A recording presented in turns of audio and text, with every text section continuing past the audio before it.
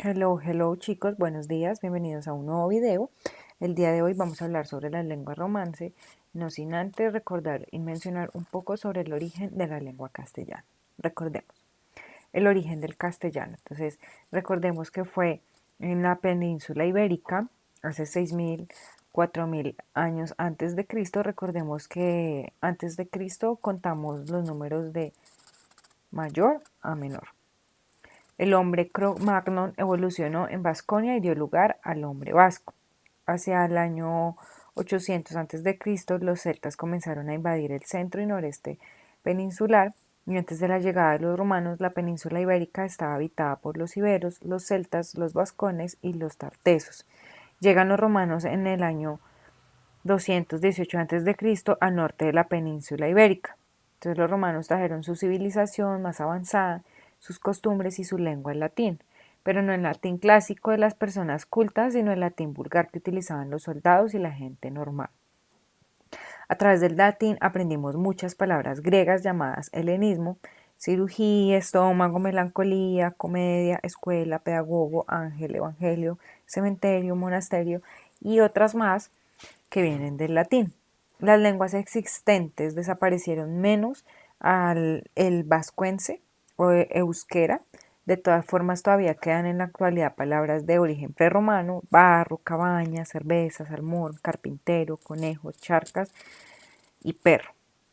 Entonces, de aquí vienen las lenguas romances, que son una rama indoeuropea de lenguas estrechamente relacionadas entre sí, por eso es que hay muchas palabras que se parecen, y que históricamente aparecieron como evolución del latín vulgar, entendido en su sentido etimológico de habla cotidiana del vulgo común o de la gente, y opuesto al latín clásico, que era como estaban escritos los libros, y que era una lengua aprendida como segunda lengua y no como la lengua materna. Recordemos que la lengua materna es con la lengua que nosotros nacemos hablando.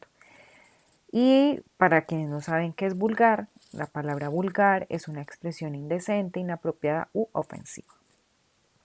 Entonces, ¿cuáles son las lenguas romances? Bueno, en realidad hay 5 lenguas romances, pero esas lenguas romances se desglosan otras. Entonces, el español criollo, el italiano criollo, bueno, se van desglosando otras lenguas. Entonces, las lenguas latinas o romances incluyen el español, el francés, el italiano, el portugués y el rumano, 5. Y actualmente hay alrededor de 330 millones de hispanohablantes nativos en el mundo, que es español, 76 millones de hablantes de francés nativo, 64 millones de hablantes de italiano nativos, 200 millones de de hablantes de portugués nativos y 25 millones de hablantes de rumanos nativos. Hay muchas similitudes entre las lenguas, ya se los había mencionado anteriormente, latinas o romances, pero la verdad es que no es siempre cierto que los hablantes nativos de diferentes lenguas latinas puedan entender entre sí. O sea, no quiere decir que yo le voy a entender a una persona que hable francés o le voy a entender a una persona que hable italiano. Posiblemente pueda entenderle algunas palabras que están relacionadas y que tienen algún parecido, pero no quiere decir que va a entender todo lo que ellos están hablando.